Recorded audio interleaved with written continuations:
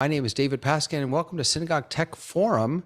I'm here with my esteemed colleagues, and I'm making sure that everything is actually streaming, and we are streaming. My name is David Paskin, and welcome to Synagogue Tech Forum. Let me turn. We're hearing it come back in. Colleagues, you're hearing come back. That's because it started playing. Hi, I'm sorry. We are streaming. My name is going. Oh my Lord, I got YouTube everywhere. It's all playing. Hi, everybody. Welcome to Synagogue Tech Forum. I'm so excited to be with you all again on this last show before the brand new year. Please God, it should be a healthy year, a good year, a joyful year, and a year in which all of our tech allows us to reach ever higher and achieve greatness. So let's do the go around. Let's just all say hello to everyone. I'm David Paskin. You're from Miami, Florida. You're Torah Tech Guy. Happy to be here. Tobias, say hi. Hello, everyone. I'm Tobias Moss in Minneapolis, where I'm a rabbi of a large synagogue here, Temple Israel, and it's going to be negative 15-ish when the ball drops. So looking forward to that. That's insane. Oh my goodness. Leo.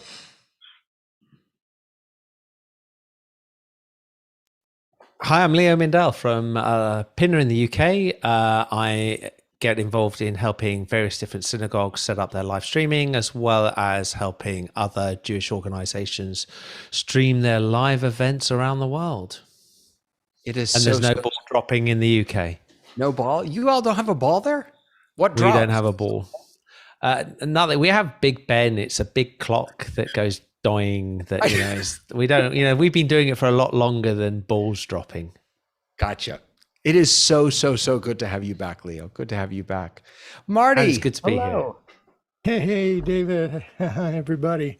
This is Marty Atias from Silver Spring, Maryland, and I'm an audio-video broadcast engineer and host of the Hybrid Ministries Tech Forum. So glad to be here. Really, really nice to see you. Michael, hello, how are like you? 59 degrees or something ridiculous like that. And it's really it's skiing weather.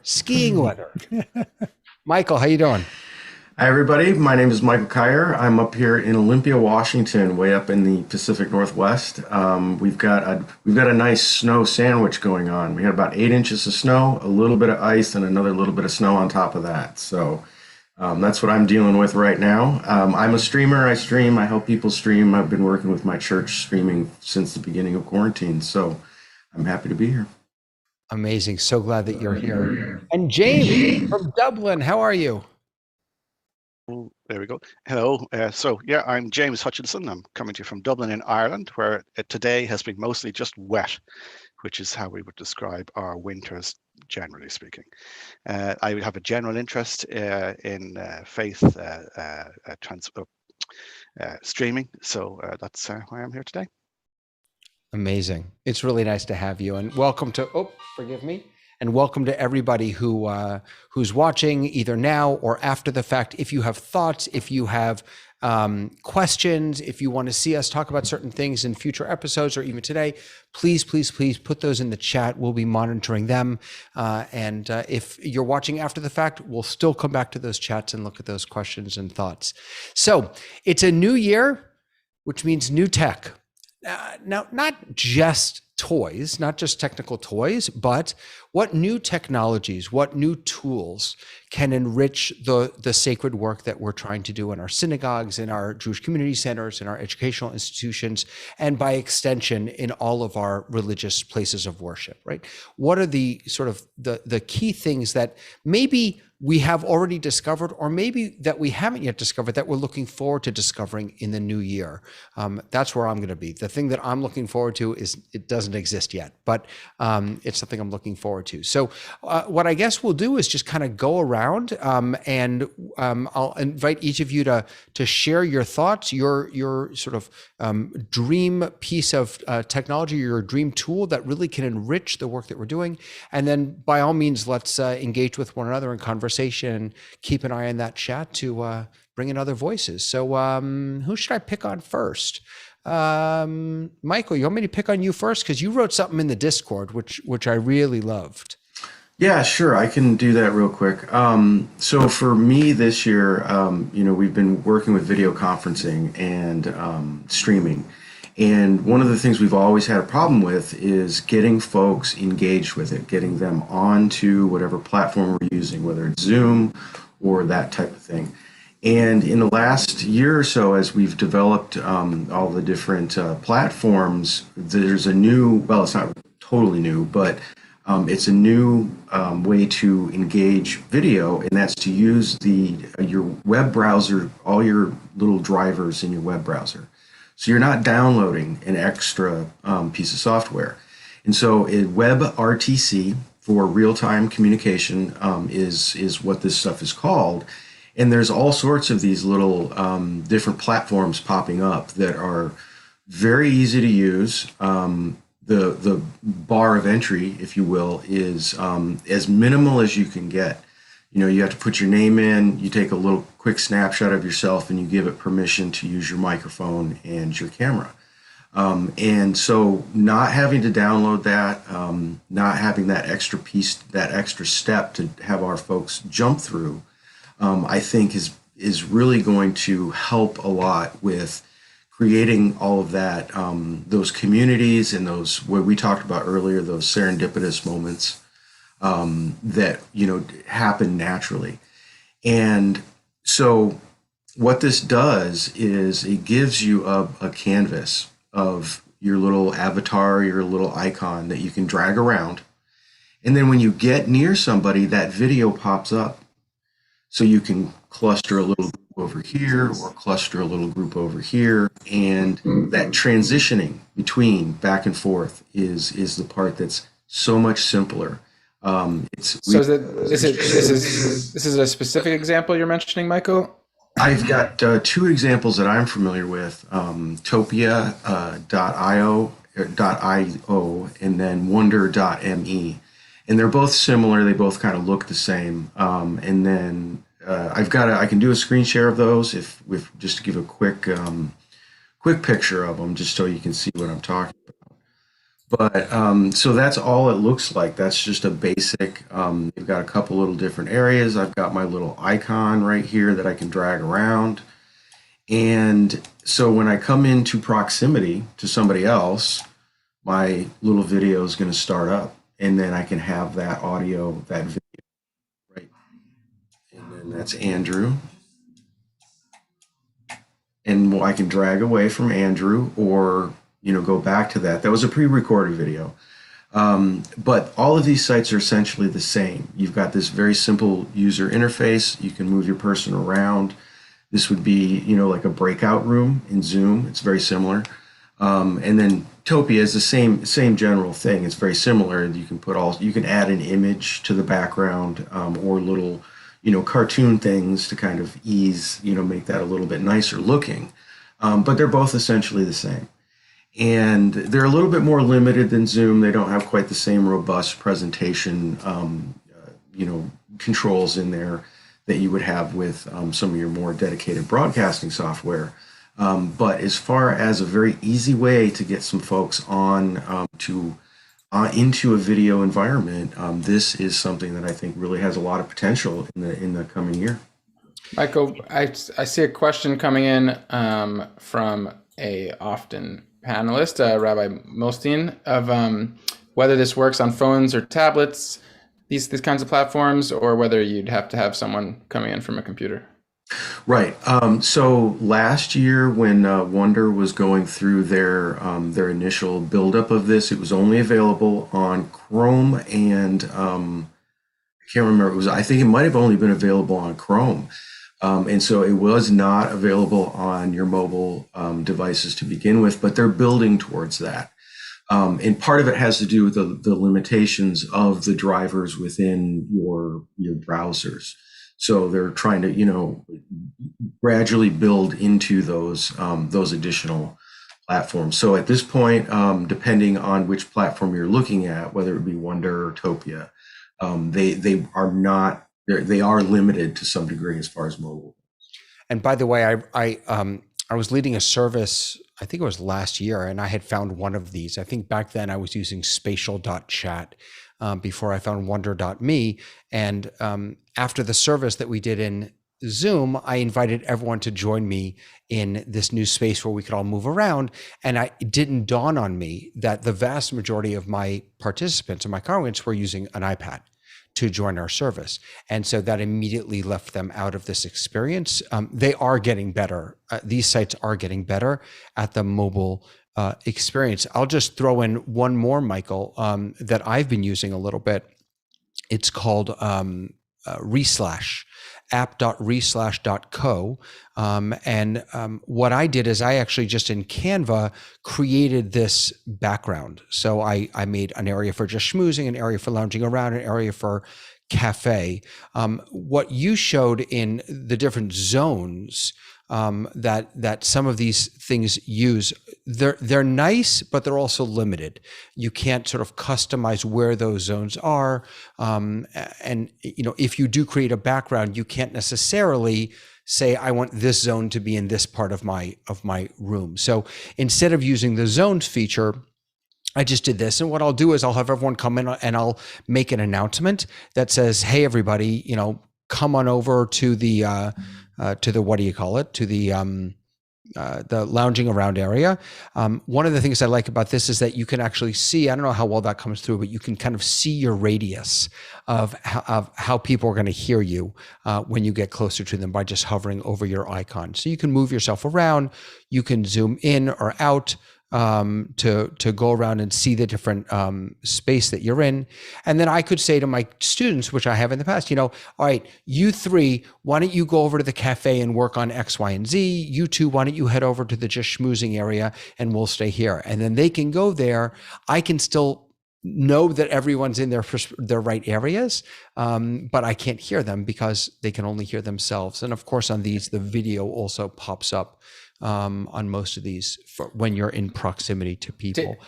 David, with when you've done it with students, you mean younger folk or adult students?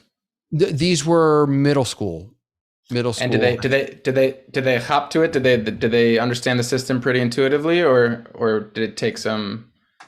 No, they pretty much figured it out. Different systems work differently. I don't remember if it's in Wonder or Spatial Chat where you don't actually drag your icon, you just point to where you want to go and then your icon moves over there. So they work a little differently, the different systems. So you do have to get used to it. That's why I put on the whiteboard over here, sort of the instructions on how to navigate your way around.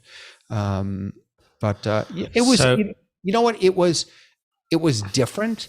And that I think, especially for kids who had been stuck in Zoom for so long, that just having something a little different felt good.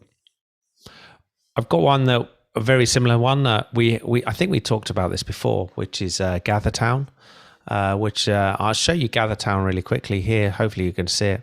So I did this for Reshet, which is a conference for youth leaders in there. So they open up, there's a help desk for them to be able to see things like the program. So you press X and you can actually see the menu. I haven't been in it for a while, so it's going to take a little bit of time to open up, but you can see, it tells you what the program was on the February. There we go. And then my icon, it's a while. So they walked around here, they walked into the actual conference center, and this is where it's really good. So you go into the conference center and the program is held in these different rooms.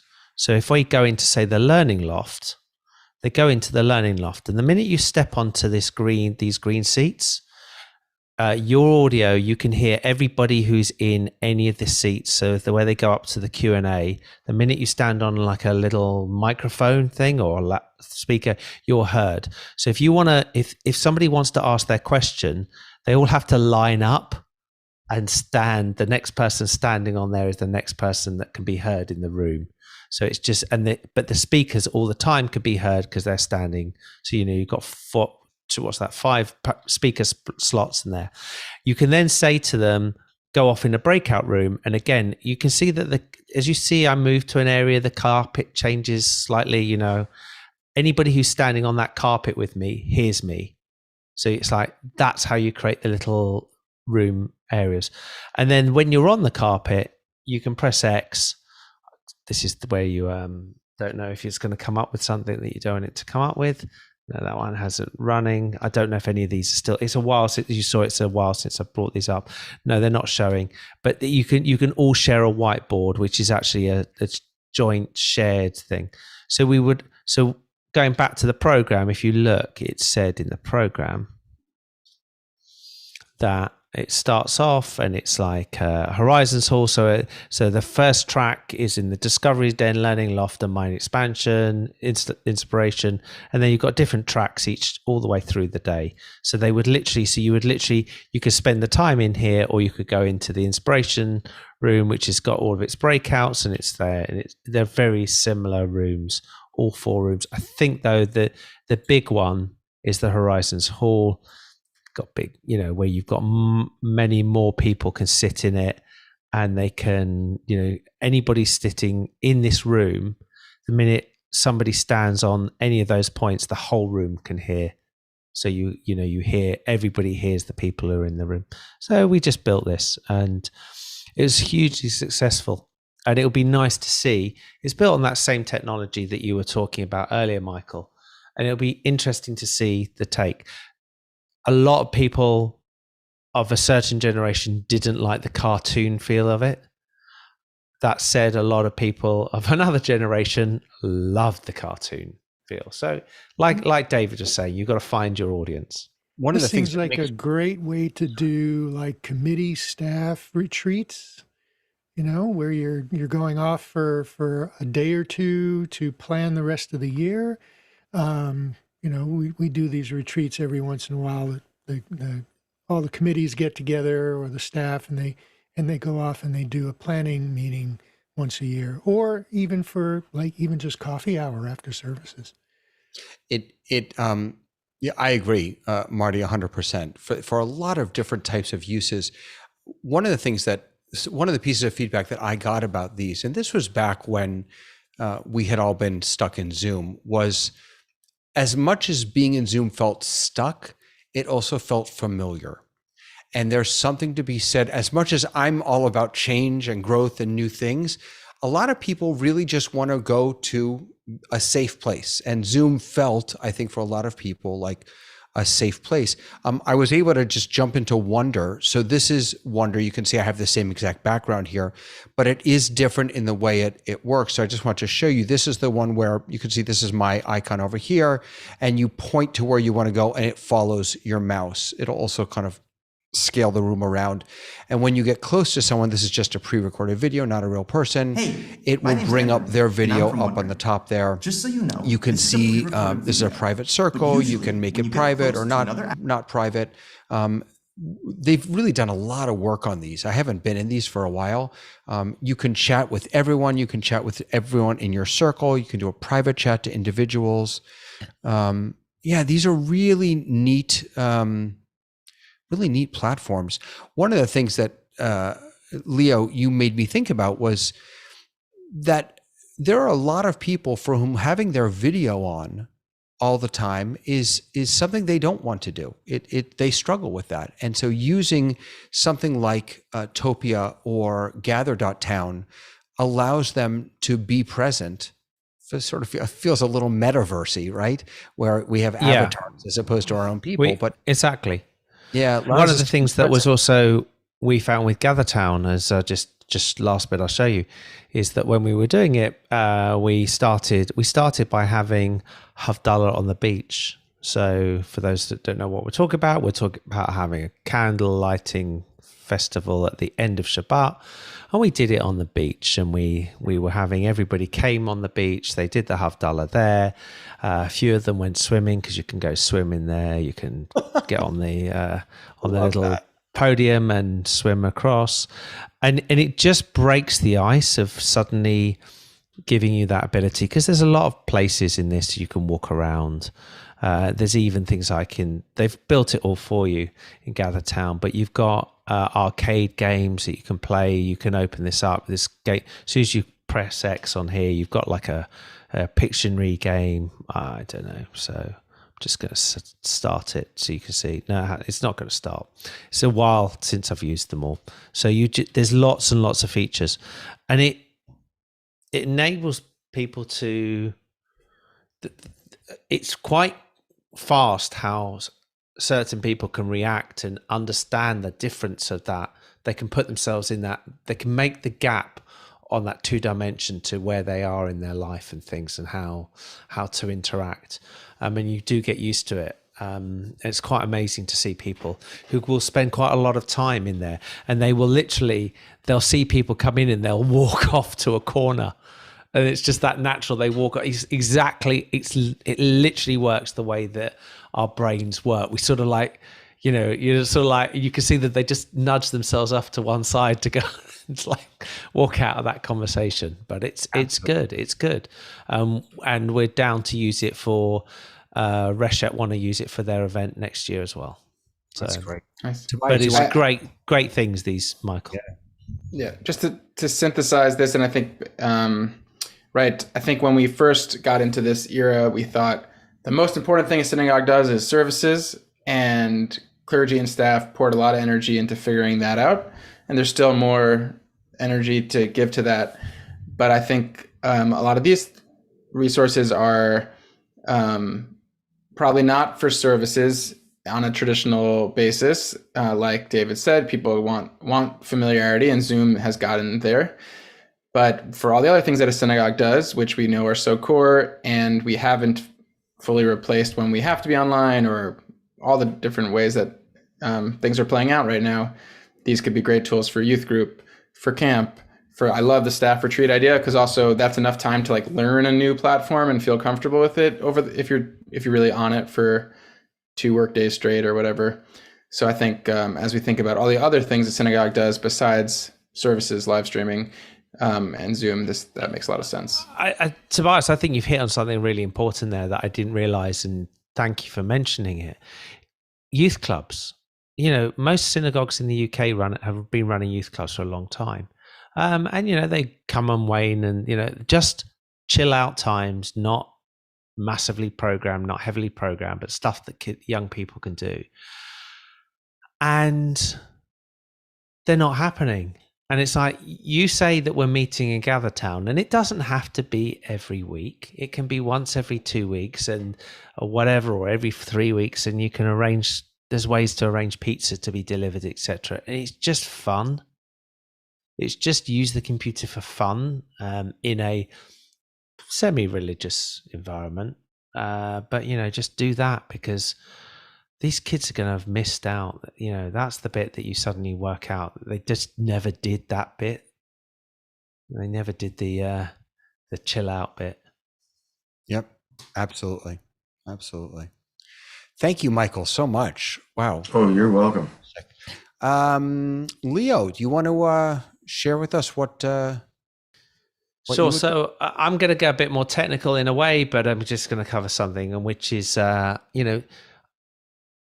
my big thing this year, really, if you say to me, I just go up. I want us to go up. I want us to not be a novelty. I want us to be mainstream, that what we're doing is seen as the real deal. And there are ways to do that. I want to get past that. Well, we're just connected and it works, and aren't we clever because we connected? And I want to start saying that has to stop. We have to start looking better, sounding better, acting better. And there's lots of things on there.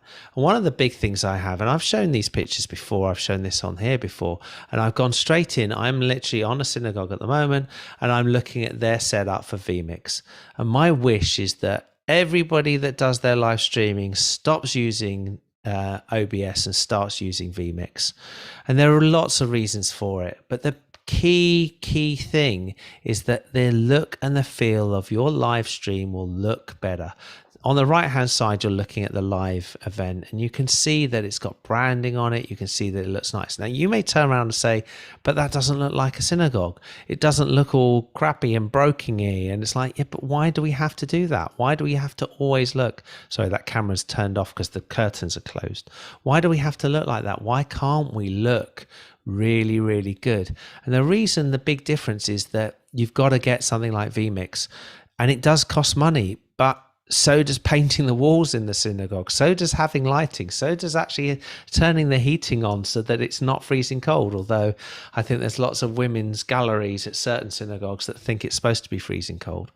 And I want it to be good. And I think investing in time and effort and to go into this sort of movement so that you can actually sit there and play videos. And I'm just going to pick up a video here and I'm just going to cut that across, and it just plays the videos that you've got, and it's got all the liturgy is on the left hand side, and you've got everything in there.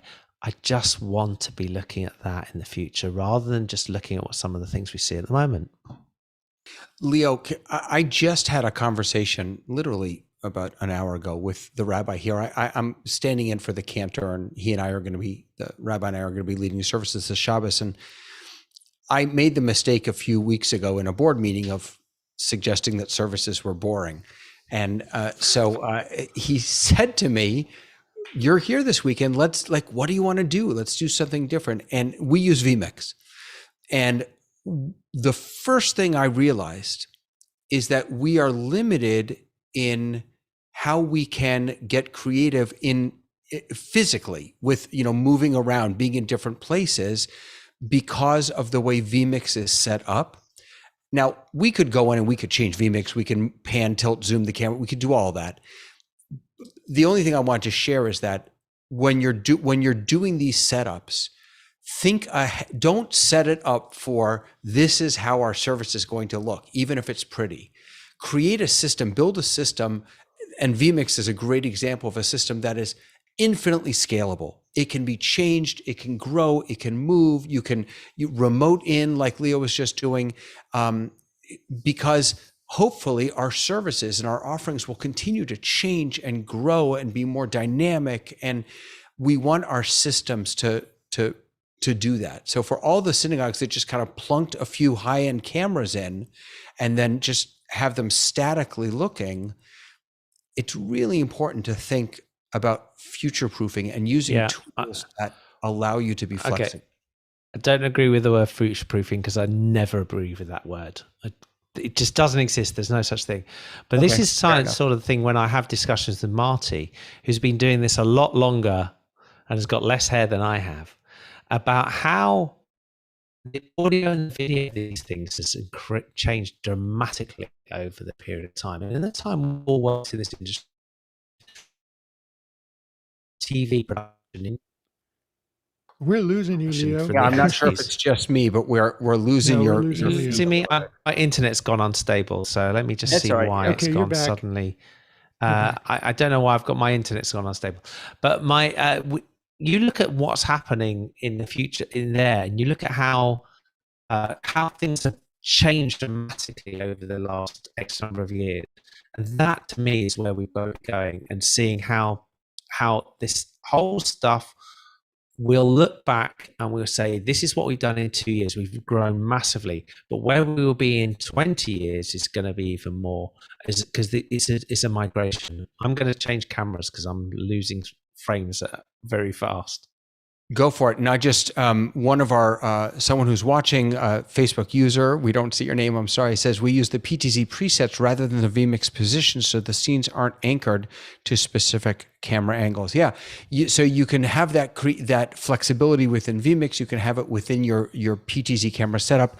I only bring it up because, and I apologize for saying future-proofing. I only bring it up because, I wanted to suggest to the rabbi that we both sit together as opposed to stand behind the amud, behind the podiums. And I'm not a vMix user, so I don't know how to do that. And the guy who does know how to do that, the cantor, is the one who's away. So I guess moral of the story is have systems that are flexible, but also have people on your team who can share knowledge and allow, and have more people be engaged in knowing how to create those systems and use them to the best effect. Fantastic. All right. I'm an eCam guy, but I'll give vMix a thumbs up anyway. Now, Tobias, I'm waiting for you because I know you're an OBS guy. So Leo just told us all we're not allowed to use OBS. What do you say to that? I will accept that I'm not married to OBS. It was just my first love.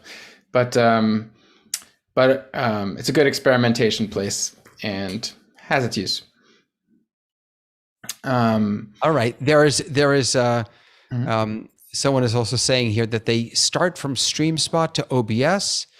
They use the PTZ presets, only use OBS to change between cameras, right? Not sure if we can integrate vMix with StreamSpot. Real quick, Leo, can they integrate vMix with StreamSpot? My understanding is that they can.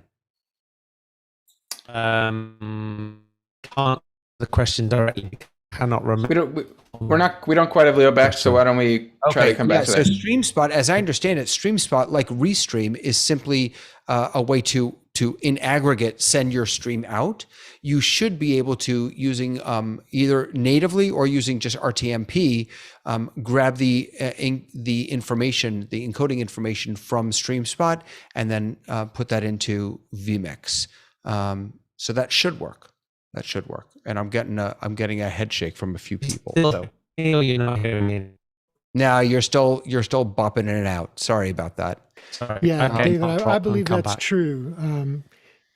Using vMix or OBS or Ecamm, you should be able to stream out to pretty much any platform, because most platforms are taking an RPMT stream, whether it's from a software streamer like OBS or vMix as a switcher, or even the ATEM Mini, which is a hardware switcher, or maybe you have a separate encoder, a little box that's a hardware encoder, and that's what it does.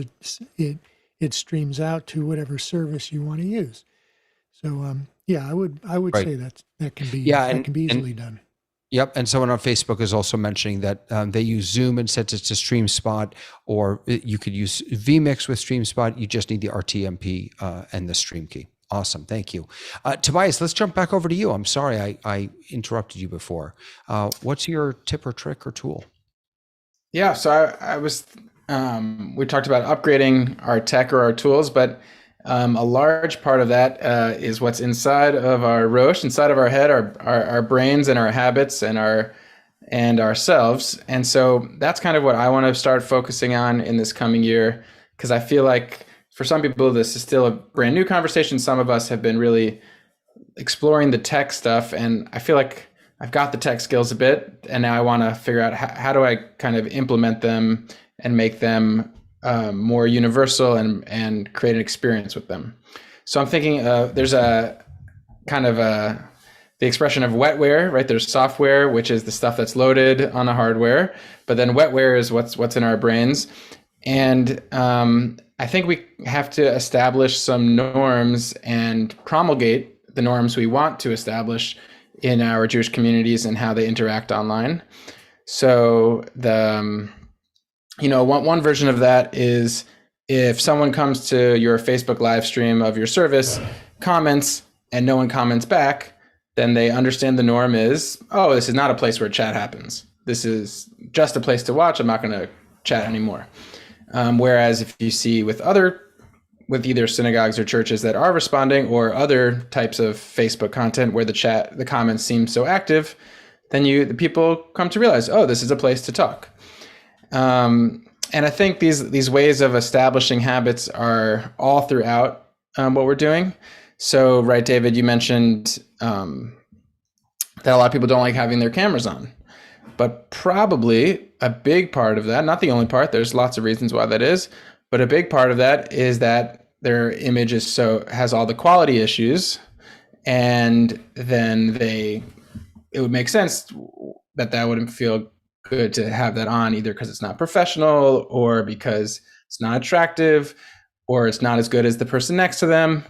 So that's why I think it's really important that we create ways of campaigning on how to do these things better for our congregants. I think a lot of our attention has been on our clergy and on our teachers, but I'm interested and to hear from the panel if you've seen this done. I remember seeing it at the beginning of the pandemic where people were circulating, 5 tips for a Zoom meeting or whatever, but kind of what's the next level of that? And another thing that I saw at different times in this period was, how do you create a sacred space at home if you're joining services from home, and suggestions to change the lighting or light a candle or, create. I imagine some religions have an easier time saying like build an altar in your home or that sort of thing. But I wonder what minhagim, what traditions we can come up with and promulgate to change our habits that make this a more dynamic experience. Michael, I saw your hand. Do you want to jump in?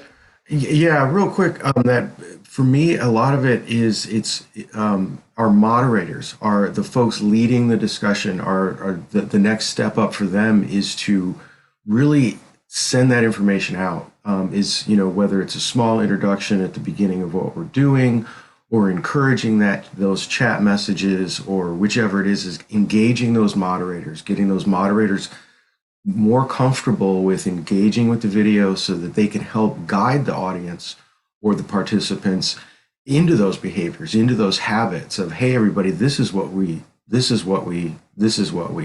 I think that training those folks, getting those folks to step up to build their skills, public speaking, interaction, that type of thing. Mm-hmm. Yeah. And I think people really do, when there's clear messaging, people really take on new actions quite quickly. Just like in services, no one ever said to themselves, I'm going to train the congregation to bow with me at this moment.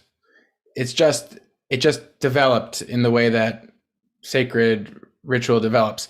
And at the end of a lot of my classes with middle schoolers and whatnot, we end by doing a pound straight to the lens. And I imagine I'm the first teacher with them that suggested that. And the first one or two classes when I tried to end class that way, 3 fists flimsily went to the camera. But then they learn a new way of interacting, and they jump in, and it's ultimately, some people complain about standing and sitting and standing and sitting in synagogue, but it's much better than the alternative of being in one posture for the whole time. So I think teaching these little ways of engaging physically or with better camera, all that are really important. Anyone else? Yeah, Marty? Are you hearing me again now? Am I back online? Yes. Yeah. Yes. Right. Okay. And now it says your connection is unstable again. But I think one of the things as I said earlier, Tobias, we're in a new world, and this new world isn't that old. And some of the traditions that we've learned and some of the things that we've been doing for a long time and learning how to do these things.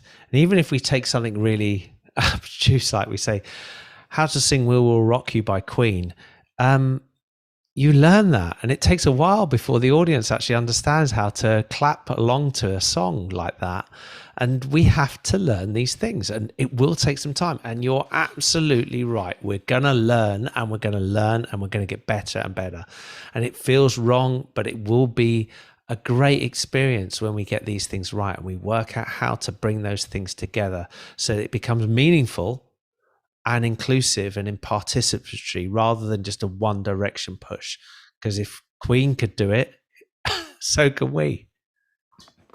Learning these new techniques and ways of communicating with each other, ways of communing with each other, and this continuous dialogue that we have.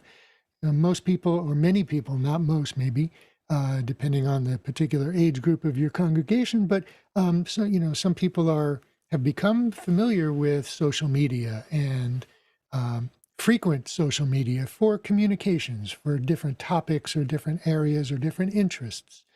But I'm not sure. I don't know whether synagogues have embraced the concept of continuous communication with their congregations. I mean, you probably have a monthly newsletter, and you may have, probably at one point you printed it.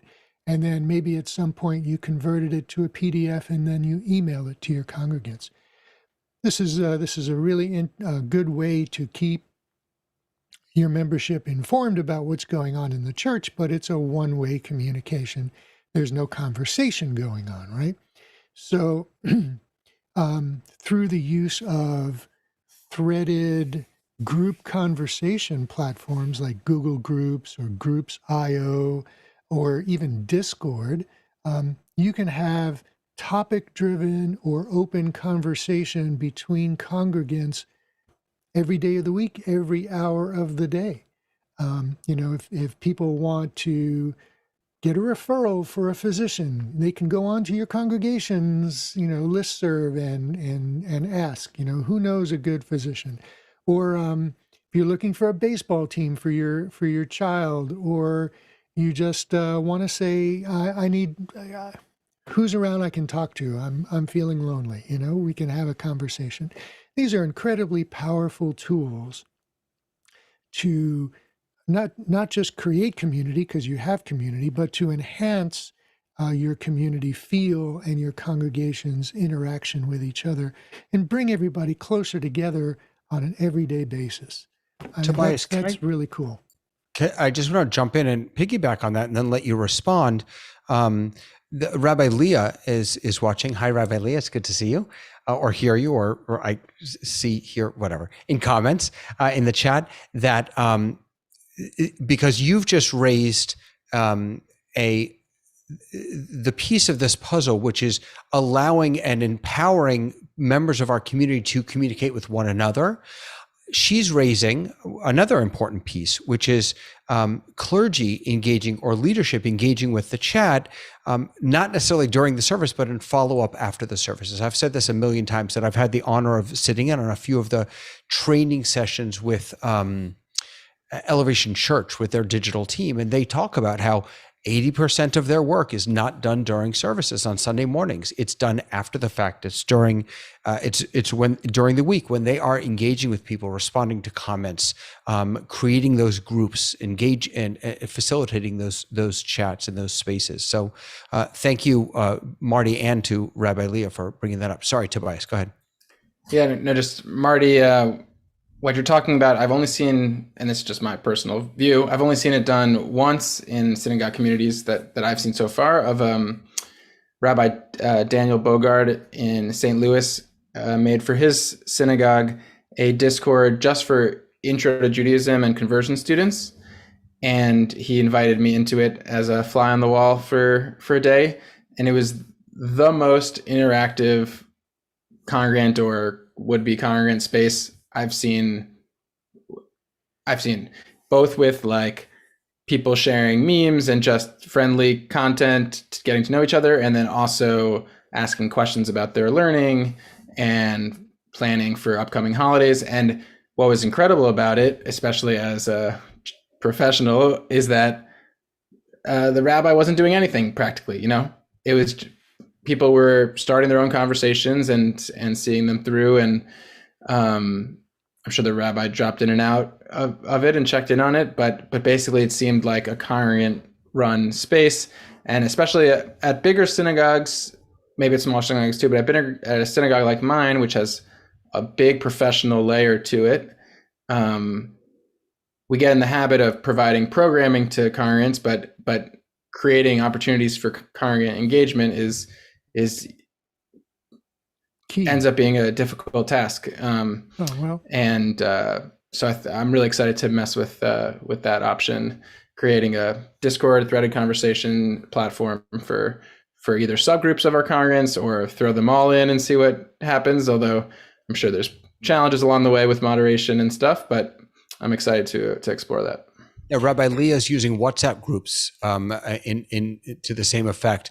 I think Facebook groups are fantastic. Discord, in my community, we use Slack for our leadership.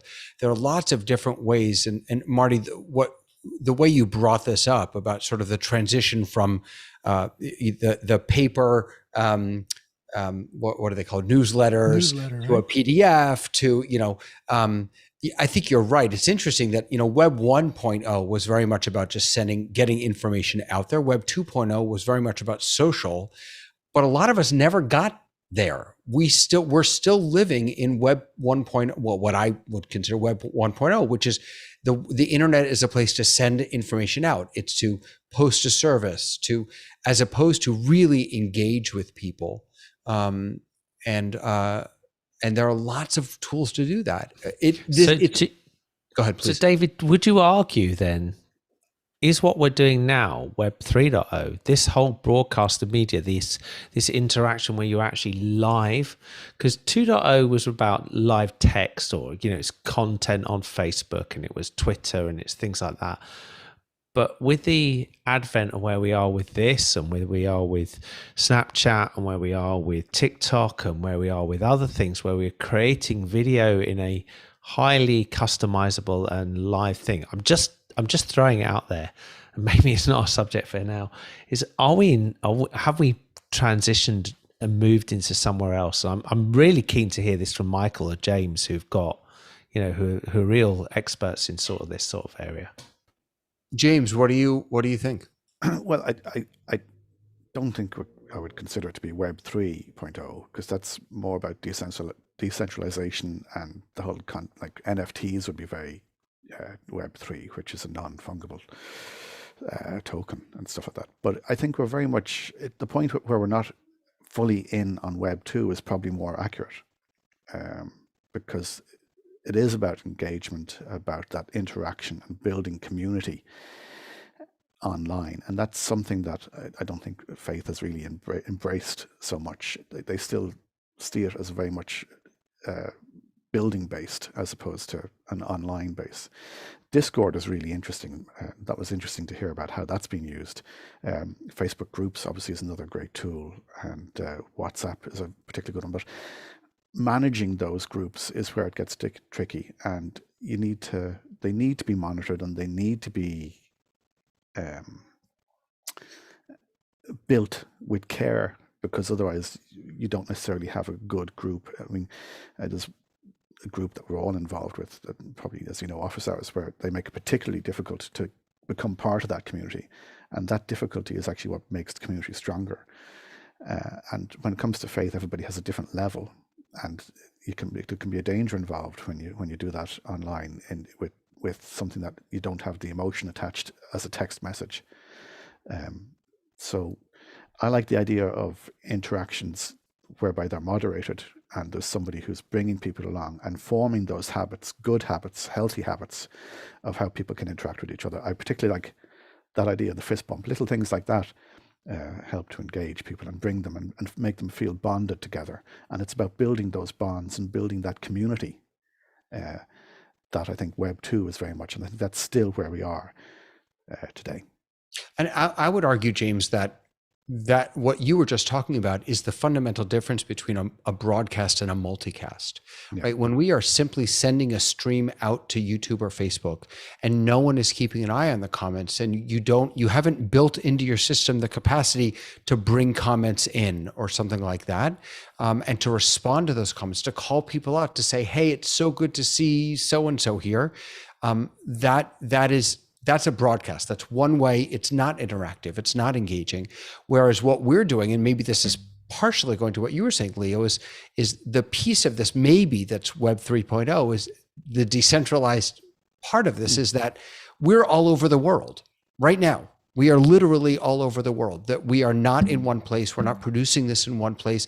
The technologies that allow us to do this allow us to have a conversation and bring other voices that may not be here on camera on with us. And that, to me, is multicasting is particularly powerful. I will also just point out in response to what you said that I have already had to block a few comments in here. And so we need to start thinking as communities about staffing, about the priorities of our staff people. How are we going to appropriately staff the ways that we're pushing this engagement out and bringing people in digital space? We have to not only train our leaders and our rabbis to do that, but we also have to give them the time and the capacity to do that. Sorry, Tobias. Michael, were you trying to jump in also? Well, other than to say that, to go back to the training the moderators, it's also the settings in there, the automatic, filters for language, and so that's another step in this is back to the technical aspect of this. So as far in the front of things as we're thinking of things, a lot of folks are still just getting into this. And as they get into those spaces and they're building that, once you get a critical mass, that group starts to police itself. So in addition to the technical solutions we have to that, the group can start to say, hey, we're not going to, we don't want this behavior, or whichever it is. And so I think we're still very, very, very early in that. And that's why this type of guidance and bringing our, folks into it step at a time is critical. I hadn't thought about it that way in terms of the fact that we are decentralized because it's global. It's actually an interesting way of looking at it. And in terms of the moderation and training of people, how to moderate is key to it, and to have consistency there. One of the things that we've always been doing since the very beginning with our service is that we allow comments to be seen as part of the service. And the next thing that I'd like to see that develop into would be where there might be some interaction, which would mean changing the ritual a little bit, and that certainly is not something that the clergy are keen to embrace. But I think you can see when you have a moderator who responds to a message that somebody posts on Facebook, they will post more messages, and when they're doing that, they're engaged with your service, and that is very rewarding. And often it's not the messages and stuff that they're giving you are positive, and that brings, like, a big part of our service is music. And for music to be successful, you need to feed off the energy of your congregation. So I see that messaging as as close as we can get to getting that energy from the congregation. Clergy are many things, but one of the main things they are communicators, right? I mean, what are you doing if not communicating, especially during service? And as James was just saying, who wants to stand up in the front of the room of people who are fidgeting and looking at their phones or doing their nails, or you want them to be engaged with you and what you're saying, right? Well, what we're talking about here is continuing that engagement throughout the entire week and finding the tools that best suit your population, and finding the people, the staffing, the volunteers who will make those tools work for you and keep everybody within the guardrails of what is acceptable behavior. But more important than that is finding ways to make the tools work. Like, for example, everybody knows Facebook, and Facebook, you can create a Facebook group for your congregation very easily, and many have done that. But Facebook groups in themselves are not very adaptable or configurable. I mean, it's like one long series of posts, and you really can't parse them out very easily into different conversations.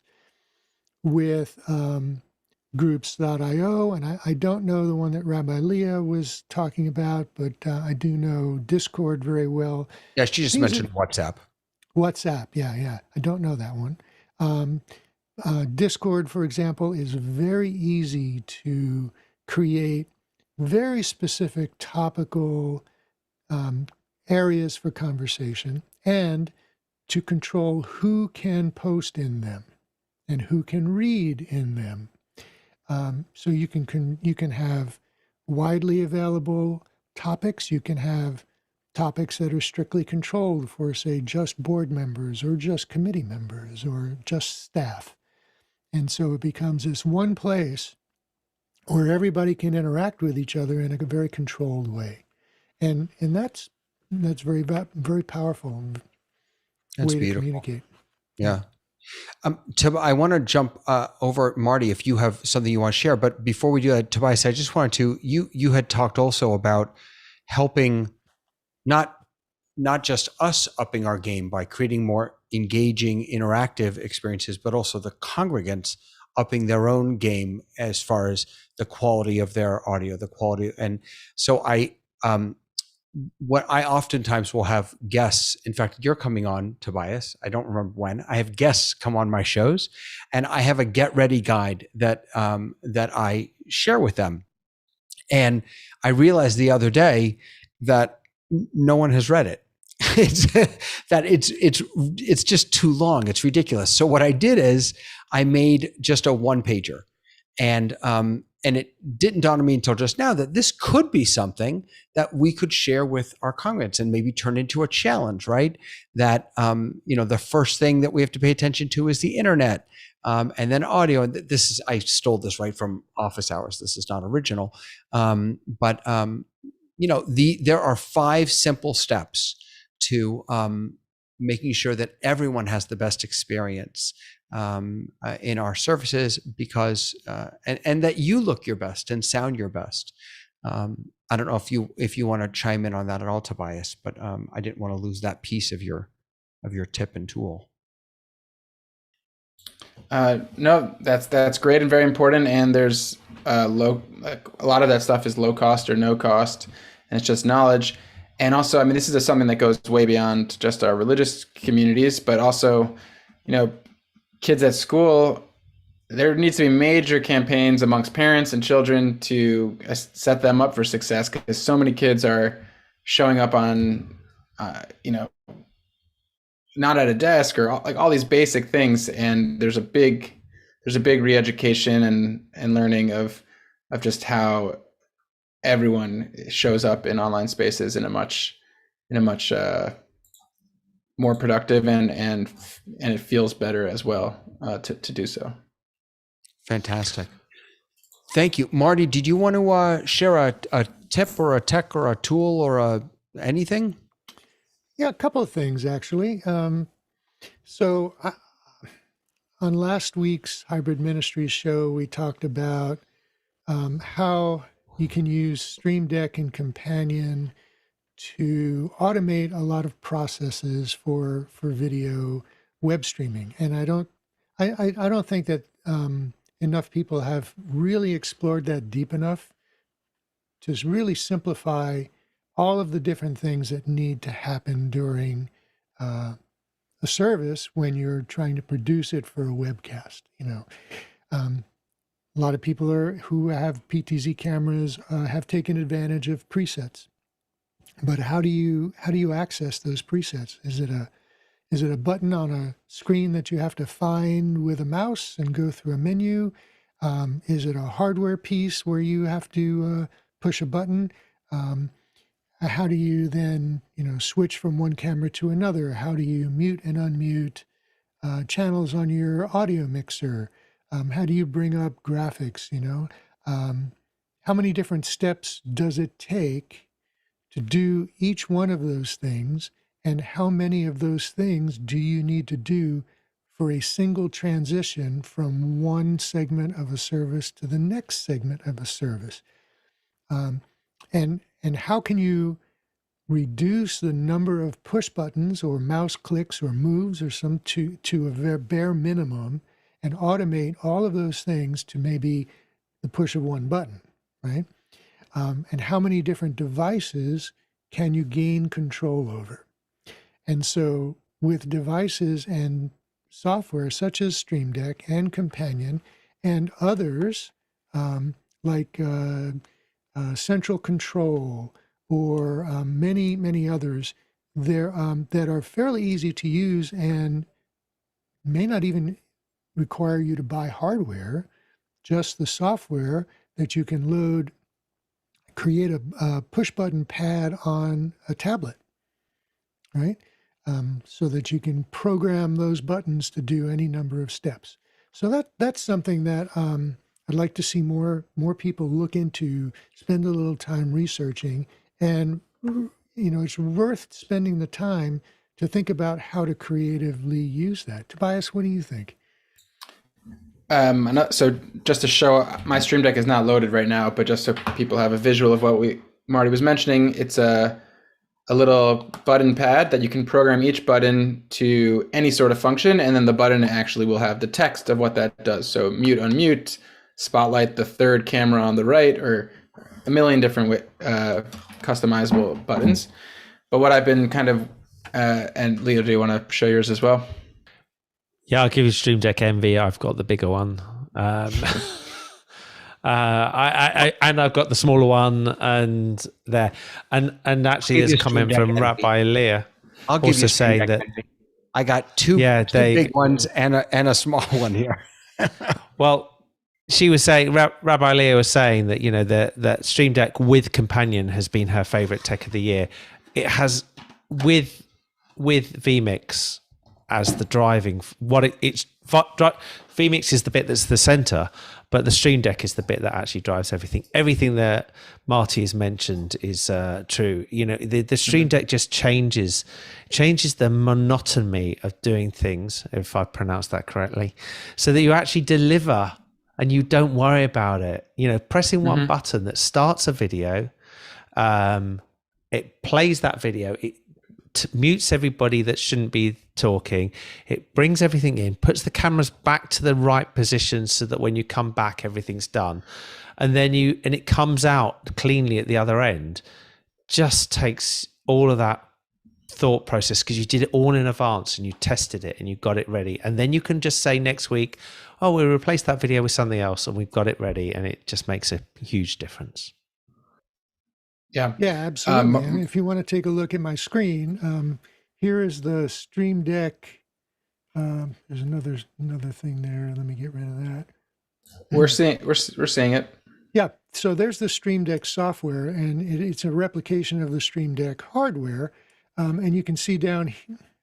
You can see down here once I get to it. Right there are a number of buttons down here. These are all different pages. On the Stream Deck, you can have 99 pages of buttons. And so that makes it extremely flexible. And you can have a button on a page that will bring you to another specific page. So you're not scrolling through every page to get to page 6. You can have a button that says page 6. Or you can say, this is my PTZ. All of my PTZ controls are on this button. So you push a button that says PTZ control, it takes you to that page. And you can put almost anything on these buttons. Down here on the right side is a list of things that you can control. So these are programs that are written by people or provided by the makers of Stream Deck, and these are functions. So for example, I can go to OBS Studio and I can drag this here and put it on a button, and now I can create, that button will change me to a specific scene if I wanted it to. I could do lots of different things here. And then Companion, on the other hand, okay, so this is what Companion looks like. It looks very much like a Stream Deck because you're creating buttons for the Stream Deck. We're still seeing the Stream Deck profile.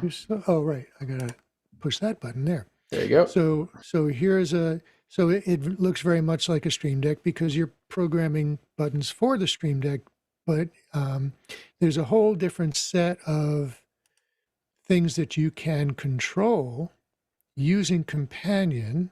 And on the right here, and I'm just going to scroll through the A's, that's just the A's. These are all hardware pieces that you can take control over. And if I scroll down to the B's, you can see here are some of the Behringer mixers, Bird Dog cameras. You can go crazy all down here.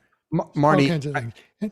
I just want to jump in, and because you wrote me something earlier today, a pearl of wisdom that is just so important. I had been asking about a particular piece of technology and how simple it would be to implement for a synagogue. And Marty wrote me, simple systems can be complex to operate. Making a system simple to operate can be complex to set up. I don't know if that's you or if you got is Shakespeare, but you just nailed it. Is that a lot of, for me, I'll only speak for myself personally. I have not started using Companion and because it scares me. I feel like it's over my head. If I were to spend the time to learn it, the complexity of it, it would make what I'm doing so much more simple. Absolutely. And so absolutely, for all of you like me who are afraid of some of this stuff, I feel you. I'm right there with you. And give yourself the time to learn these technologies, because even though they seem complex, they will simplify everything. Yeah, and I think although Marty's showing this stuff, there's too much in there for today. It is complex to look at, but once you get one button done and once you work out how to use it on Companion, it will make a difference. But you're right. It's the absolute classic learning to fish or buying it from the fishmonger. Yeah. And so the difference between the two, because people are probably wondering, well, Stream Deck or Companion, which one do I use? Well, they both work with Companion, but the software that comes with Stream Deck and all of the things that you can control, and I think Leo, you pointed this out. It was an observation that I hadn't even caught on to, was that all of the things you can control using the Stream Deck program and all those selections, those are softwares that reside on the computer that the Stream Deck is connected to via a USB connector. Companion, on the other hand, controls hardware that can be anywhere on your network, which makes it very powerful. So you can control things on a different computer. You can control an audio mixer. You can control a video switcher. You can control a lighting system. You can control pretty much any of the hardware, including other computers on your network. And one other very cool thing about Companion is you don't need a Stream Deck to use it, because you can create a button pad on a tablet or on your desktop. So these are all live buttons. If I were to press one of these things, it would work, right? So you don't need the hardware to actually use it. So the other thing that I wanted to mention, before you jump ahead, Tobias, did you want to jump in real quick? Yeah,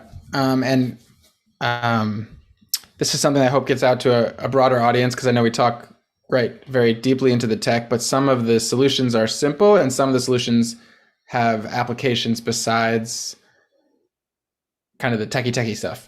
So for example, there's synagogues have a lot of older staff that don't adapt to the new technology all that well. And using something like a Stream Deck to program physical buttons for new functions that staff members have to take on.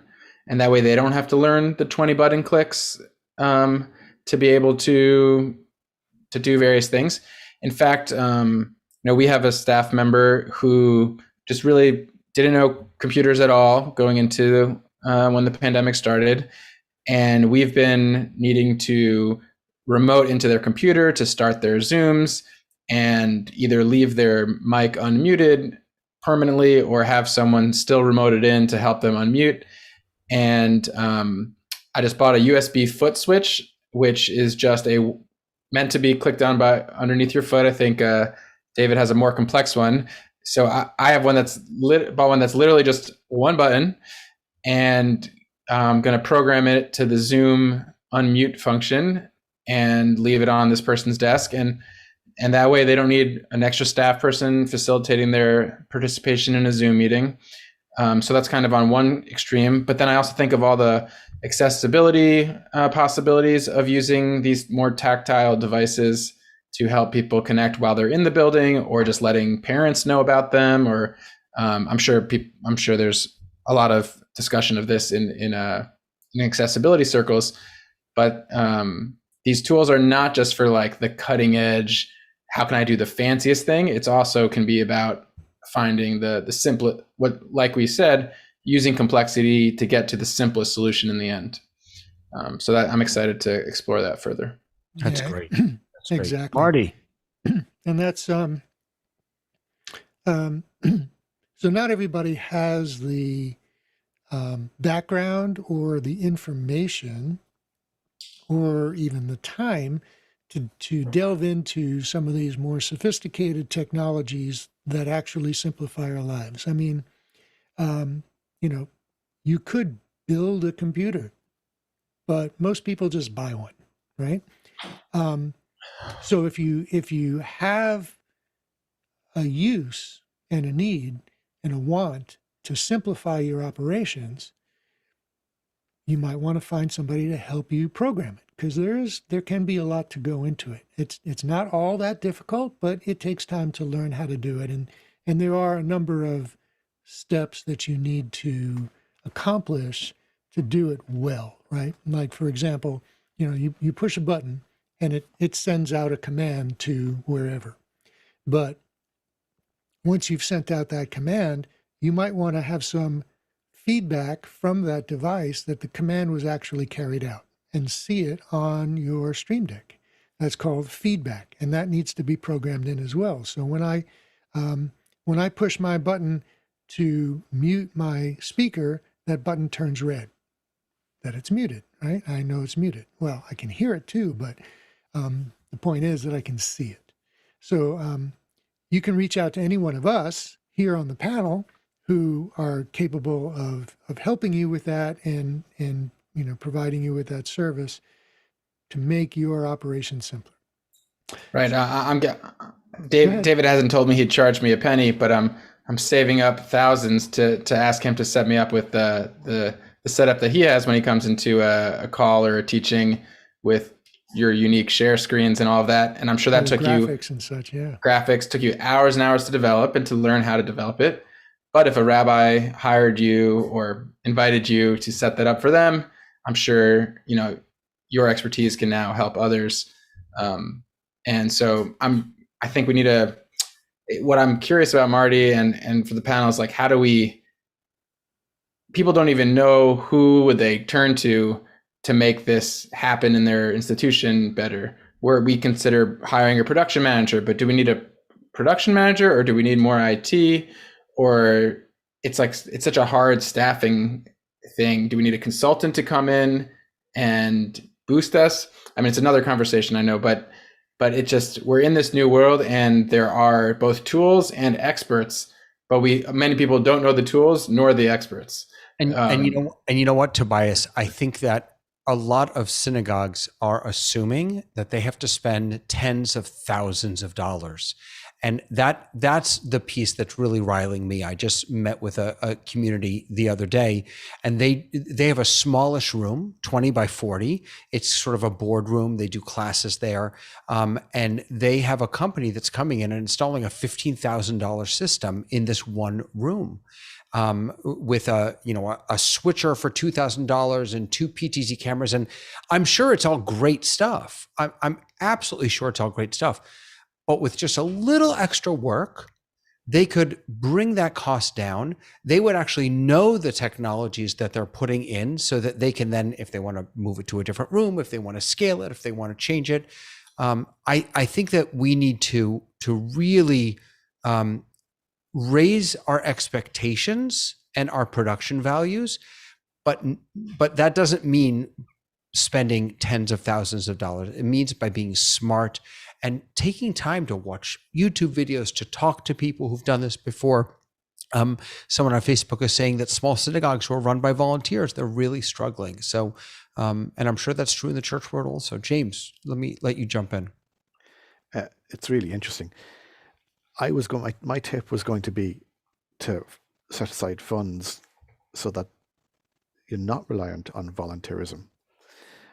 But thinking of what you're saying, and I think of Tobias in relation to this, Tobias' setup when he started off was so simple, a couple of $100. And now that they've tested that out, they have a better feel for what they want and what they need. And they've invested thousands of dollars now. And that organization, that what you're talking of there, it really, that'll be the guidance to give them, would be for them to delve in themselves, to get their hands dirty so they know what they want, and that they'll be able to help to support themselves. Otherwise, they'll be completely reliant on somebody outside if any of those elements breaks, which it will. So it is important for them to find somebody who's going to take on that role, or to volunteer. Yeah, to figure out how to spend the money that. then. Yeah, the Encyclopedia Judaicas the prayer books, the chairs in the sanctuary, all of the technological tools, and those are all technologies that we used to do this work in the past. They're still there, and there are new ones, and we don't have to like it, but we have to use the tools that are available to us. We have to learn about them, learn how to use them. You don't need the fancy, you don't need this thing. That's right. I mean, let's not be insane, but there are really great tools out there that can enrich our learning and our teaching and our praying and our connecting. And if we choose not to take advantage of them, we're really missing out. I'm keeping an eye on the time, and if it's okay, I just want to share one quick piece, and then I'll stop talking and we can all kind of come back together. Recently on Facebook, in one of the discussion groups, someone, I believe they were out in California, asked if other communities were thinking about going back to online services. Because I guess they were I saw that.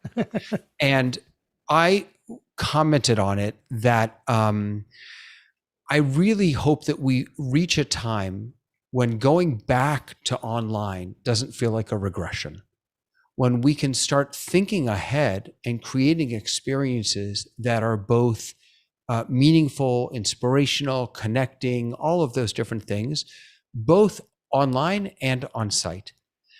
I don't pretend to know how to do that perfectly, but I do feel like in this moment, when none of us have any clue what's going to happen tomorrow. I mean, none of us thought a month ago that we'd be where we are today. No one. I didn't. You know what? Sorry, I'm not going to speak for anyone else. I absolutely did not. Never could have seen this coming. So both because we don't know what the future is going to bring, and because even if we can all be in our synagogues forever and ever and ever going forward, even if there's never another pandemic, there are lots of people out there that we can reach, that we can touch, that we can inspire, who don't live near us, or who have disabilities and who aren't able to travel, or who just don't want to get out of bed in the morning, but might turn on their phone or their computer. This cannot be a response to, we have to go back online. This has to be, let's embrace this moment. Let's make sure that we're creating experiences now, today, looking forward, that are just as meaningful, just as entertaining, just as connecting. And they might be different.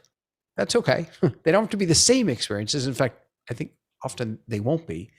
But that's my tip, right? My tech tip is, let's start not seeing online digital experiences as regressive experiences, as less than. I understand that in certain cases they will be less than. That's natural. Sometimes it just is better to be physically together. I get that. Well, they're different. They're different. Yeah, James, please.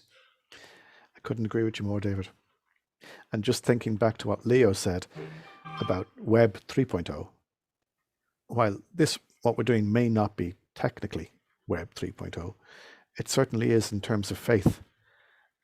Like if you think, we start with a Sermon on the Mount outdoors, then you go into buildings, and now we're going to our third venue, which is online. And that really is all it is. It's just a different location to deliver the new message, or to deliver a message. I like that. That's the name of our next show, Faith 3.0. Yeah. And you know what's interesting, James, is that you said, the mountain there's also a move back to the mountain, right? Mm. It's not as if we go from one spot to another spot and then we forget about the things that came before. Lots of people are finding their spirituality at mountains, at by the ocean. So none of this is everybody move your services, move your classes online and close your sanctuaries. That is just not what this is about. This is about how can we best reach the most people and create the most immersive, engaging experiences for those people. So I just want to bring up that, let's see, funding to hire sound techs for special services is so critical. Getting the sound right is so difficult for lay people. Yeah, it really is. I mean, Marty has done whole shows about that, but it absolutely is. And that was going to be actually, that's a good segue, because that was going to be the other thing that I wanted to bring up as new tech for the new year. And James mentioned it and Tobias mentioned it, is the ability to remote in, to do remote production. If you don't have people in your congregation that can or want to run audio or video for a stream, you don't have to. You can have somebody who is halfway across the country mixing and switching your stream by being able to remote into your equipment and run it from home. Right. Absolutely. Right. There is a there is a crisis right now in the synagogue world of finding people to help run all of this. There is a crisis of that. Crisis is probably too harsh of a word, but there is a challenge, and there's also a financial challenge, because to get really good people to run sound, even remotely, costs money, and synagogues have not created budgets. As I'm sure the same is true for small churches. They just haven't. They have not yet created budgets that reflect that necessity. But that's why we have a new year, new budgets, new tech, new tools. I'm so grateful to all of you. I'm especially grateful to Leo and Tobias, who had to jump off. But Marty, it's so wonderful to have you here, and James and Michael. Marty, you have a show next week? We have a show next week. Don't ask me what we're going to talk about yet, though. Okay. Fair enough. It'll be something good. It always is. That's on Thursdays at, is it 8 Eastern or 7? 7 p.m. Eastern time. Sorry, 7 p.m. Eastern. Great. And that's at Hybrid Ministries. And James and Michael, we'll start with you, James. Where can people find you if they want to learn more or see your work? I haven't got anything really set up for today. But, I'll be back maybe again. And thank you very much for having me. It's been a real pleasure to be part of the panel. Oh, it's an honor having you here, James. Thank you. Michael, where can people find you? michaelkyer.net. Love it. And let's not forget to mention that people can reach all of us through the Hybrid Ministries Tech Forum Facebook group, through the Dreaming Up Facebook group, and they can join the Discord for Hybrid Ministries. Absolutely. And I'm David Paskey, a Torah Tech Guy, and really happy to be here with all of you, and just wishing everyone the happiest, healthiest, most spiritual of New Year's. We'll see you all later.